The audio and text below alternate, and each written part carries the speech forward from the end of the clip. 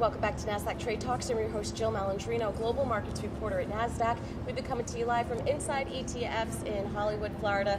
Joining me for this segment, we have Rich Powers. He's the Head of Product Management over at Vanguard, and we're going to learn about some new ESG ETFs that Vanguard has launched. Thank you, as always, for joining us at Inside ETFs. And you know what, Rich, a key theme here this year is ESG.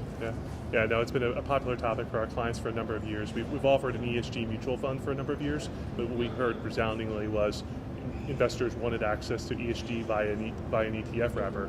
So we launched two products in September of this past year, a US-focused ESG product and an international-focused ESG product.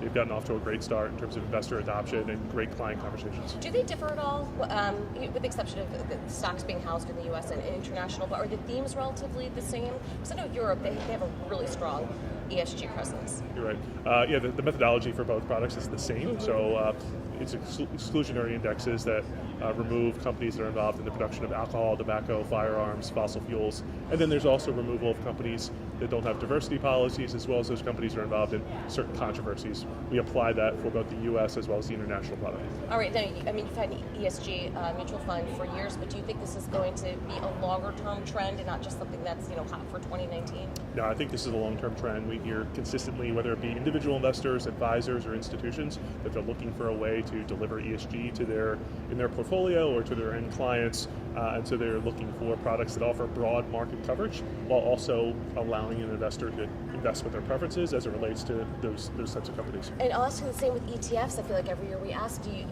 expect more growth than we've seen in the past 25 years, and it just seems to be, stopping the ETF business. Yeah, it's really fascinating. There's actually still a large pool of advisors who don't yet use ETFs, even though there's this expectation that advisors universally use ETFs. There's still a large pool that uses mutual funds as well as individual securities, so there's still opportunity for that to grow.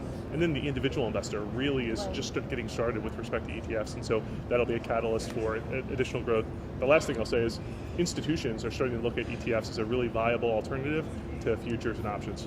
All right. Thank you so much for joining us as always, Rich.